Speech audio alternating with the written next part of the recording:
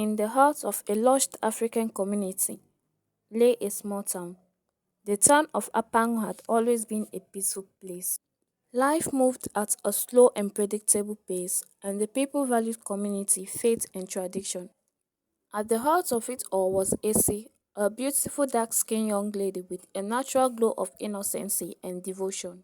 She wears modest dresses, mostly white or blue colored, with a neatly tied headscarf or her natural hair.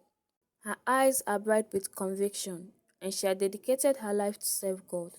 Her devotion was a shining example to the youth, and parents often pointed to her as a role model.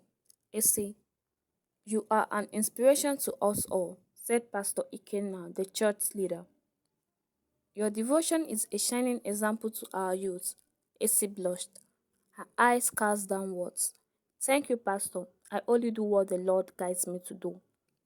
At just 21 years old, Essie was a shining example of devotion and purity.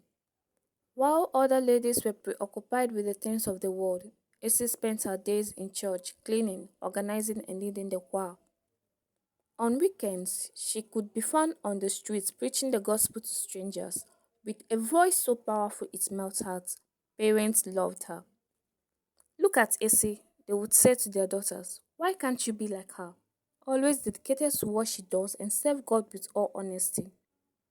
Essie taught at the community primary school, and her students and co-teachers admired her. It was no surprise when Brother Joe, a tall, dark-skinned man with sharp features and a commanding presence, always dressed in an iron blue suit or a long flowing clerical robes. His eyes have an intense gaze, sometimes warm, sometimes unsettling. The young assistant pastor who was transferred to the community church of Aparum had took interest in Essie. Joe, who was reluctant when he was asked by the church council to join a church in a remote area. But on joining the church, he was loved and admired by the people for his deep knowledge of the Bible and the way he spoke with conviction. And he liked it. He was tall and well dressed and carried himself with the confidence of a man who had seen visions. He had seen Essie, admired her, and wanted to have a thing with her. When he approached Essie, she resisted at first. Brother Joe, I have no time for distractions, she told him. But Joe was patient. He did not come to her as a man interested in love. He came as a spiritual guide. Essie, I have prayed, and the Lord has revealed something great about you. But to unlock your full potential, you have to walk with me in deeper understanding. These words planted a seed of curiosity in Essie's heart. As time goes on, she let her guards down, trusting that Joe truly wanted to help her grow spiritually. At first, the meeting was innocent discussions about the Bible, fasting, and prayer section, and sometimes they do go for evangelism together. The villagers had begun to notice how close Essie and Joe had become, and they started teasing Essie, saying that they had always known she would be a pastor's wife. Nneka, Essie's friend, once teased her. Everyone can see how close you two have become. Essie shook her head with a shy smile, insisting he's only my spiritual guidance. But soon, Joe introduced new teachings ideas that Essie had never heard before.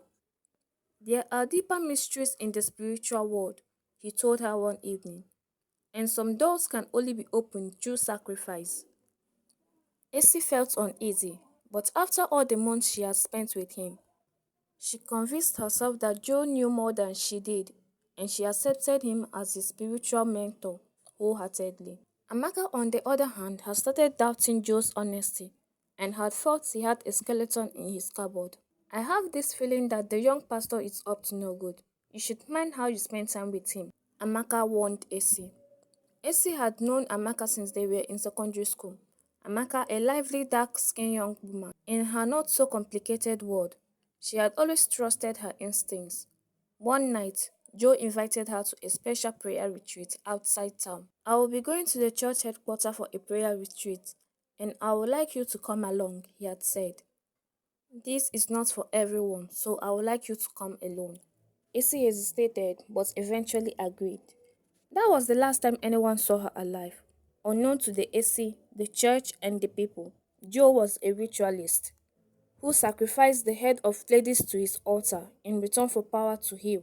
deliver, and see revelations concerning his members. He had used couple of ladies for ritual purposes and was never caught. He always made sure to change his location to avoid suspicion. But this time around, he seems to have bitten more than he can chew. The next morning, when Essie did not show up at the church, whispers began to spread. Have you seen Essie? Someone asked. Maybe she went to evangelize, another said. But as hours passed, concern grew. Essie's parents had searched for her everywhere, but to no avail. By evening, the entire town had heard the news about Essie's disappearance and was talking about it. At the market, women gathered around baskets of tomatoes, murmuring, "A girl like Essie doesn't just disappear," one vendor said, shaking her head.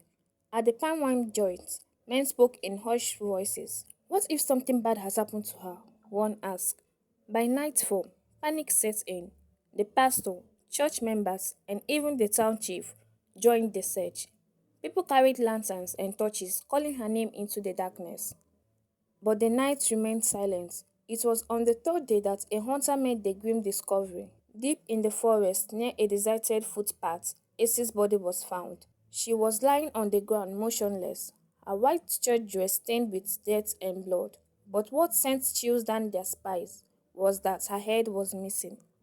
The hunter ran back to the village, shouting in horror. The hunter had gone to the chief's palace to tell him about his discovery. The chief immediately gathered the youth and asked the hunter to take him to the forest, where he saw the dead body. When the news spread, people rushed to follow the hunter. Mothers cried. Fathers clenched their fists. The youth's anger can clearly be seen on their faces, and children were pulled away so they would not witness the horror. At the market, vendors abandoned their stores, running to confirm the news. At the palm wine joint, the once loud voices fell into a stunned silence as they rushed to the scene. On seeing the headless body lying lifeless, the villagers had no doubts that it was Essie. "Who could have done such a thing?" a woman cried. "This is evil," an old man whispered, shaking his head. The entire town was in shock. Who could have taken the life of the purest among them? And then someone remembered. The young pastor Joe. Rumors spread like wildfire. Essie was last seen with Joe, one woman said. She told Akusia that he invited her to prayers. Another added, "Yes, she told me she was going with Brother Joe." She confirmed. It didn't take long before an angry mob was formed. They stormed Joe's house carrying sticks, machetes, and gun. On reaching his house, Joe was nowhere to be found, and his apartment was neatly arranged. The mob searched his house thoroughly, and they couldn't find any evidence against him. "What if this young pastor has been wrongly accused?" someone said from the mob. The mob started murmuring as they decided to leave. "The young pastor might not know anything about this," another man had also said. The mob left to tell the chief of their findings. Just as they were going to the palace, they heard angry shouts from the town square. Joe, who had tried to flee, was caught trying to board a bus at the car park. He was dragged to the town square after the villagers searched his bag and saw Acey's head in one of the buses he carried. The angry crowd couldn't contain their anger. "Murderer!" someone shouted. "How could you do this to Acey?" another shouted. Joe was wounded and trembling, trying to speak, but no one wanted to hear his lies. The people who had once listened to his sermons with admiration now saw him for what he truly was. The mob did not wait for the chief's judgment. Fueled by anger and sorrow, they delivered their own form of justice as they stoned him to death. By the time the sun went down, Joe lay lifeless in the dirt. For weeks, the town of Apango was in mourning. Acey's funeral was the largest the town had ever seen. People cried not just for her, but for the innocency that had been lost. The tragedy left a mark on the town. Parents no longer told their daughters to be like Acey. Instead, they warned them, "Be careful who you trust, even in the house of God." The church, once a place of refuge, now carried a shadow of doubt. All social media platforms had only one thing to discuss, and that was the death of Acey. Some people blamed her for being materialistic and not being careful.